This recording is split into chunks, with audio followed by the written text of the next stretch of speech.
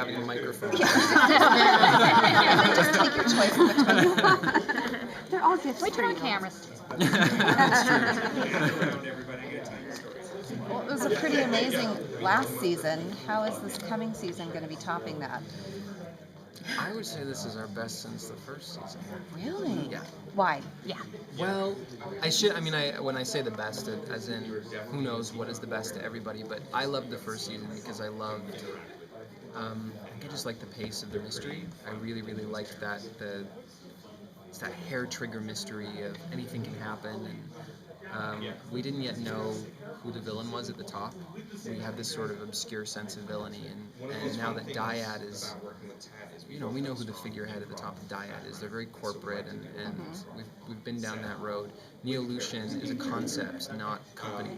So Neo-Lucian is everywhere and nowhere, which is part of what makes this season scary.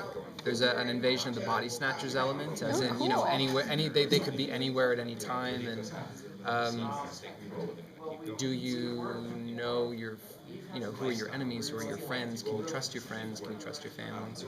So I think that element, the paranoia, is what I really like, and it just raises the stakes and gives the season a sense of urgency maybe that the last two they had, but it was so much more about character development. It was so much more about learning who are these women, differentiating these women.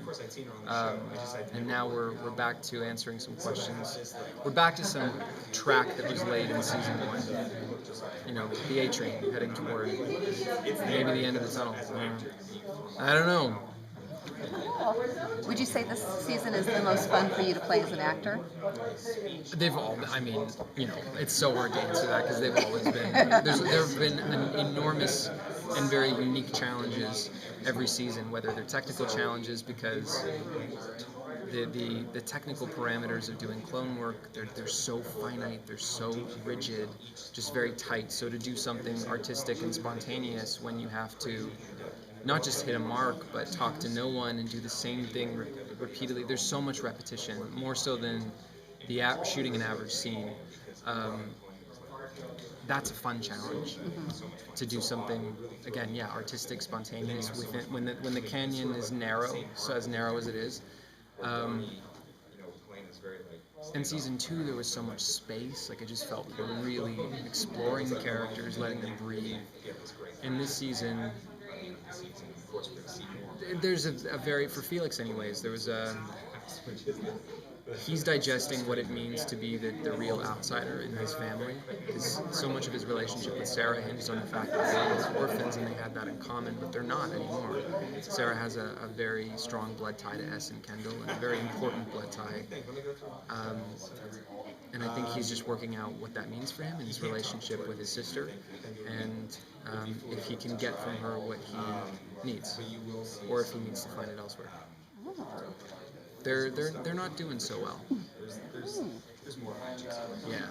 Well, you hinted at it, and we heard there are going to be some new characters introduced this season. Some new faces, yeah. So will one of them be someone, because he did have such a strong relationship with Sarah, and it's fractured at this moment, so will he have someone come into his life that he can rely on a little bit more, become good friends with, someone who can fill that void for him? Yes, if only to discover that... Yes. I was like, I shouldn't say that. Yes, I think that's a fair assessment. Where that relationship might lead him, and who it's with, or the person or persons that it might be with, I can't say. But I think he's going to learn some new things about himself. Will this be a big storyline in which he's spending a lot of time with this person, or will he still have an equal amount of time with Sarah? Well, he's always going to be, of course there'll always be time with the sisters. And there will be times, there will be a good chunk of time with Sarah, but it might not give people the warm and fuzzies. And there'll be, I think there'll be a considerable amount of time him exploring a new thread, following a new thread, which was a lot of fun this year to do something like that. Something that I kind of think was coming. It was past due, and just for him, because it's, you know, you learn the most about characters when you get to play with people who are outside the fold. Like there's so much history with Sarah that it's so weighty, it's familiar. It's not to say that you can't explore new sides of the character. I think we did, especially with Sarah this season.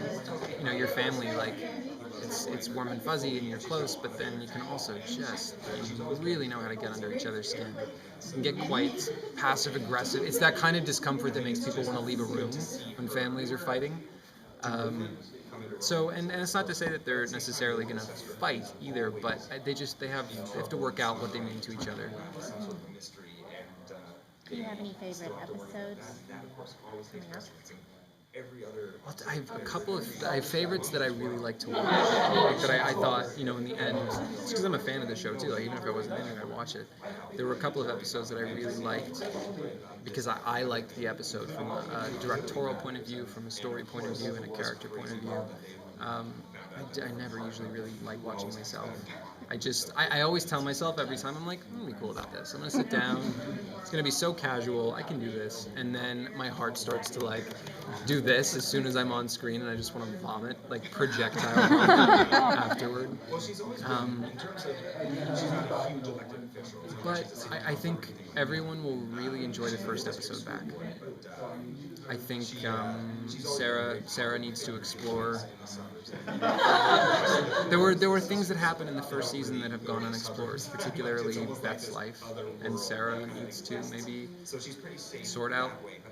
Maybe she needs to sort out who Beth really is. I think everyone's really going to enjoy the first episode back. It's scary. It's quite scary. I was scared. I don't know. Maybe you would be scared. I'm a wimp. But it's a good scary. One of the favorite dynamics on the show is Felix and Allison. So do we have some fun moments with them? I think it's safe to say that we have a couple of fun moments with them, and there's maybe some fun moments with some other characters. Anyone we haven't seen him interact with before? Or much, at least?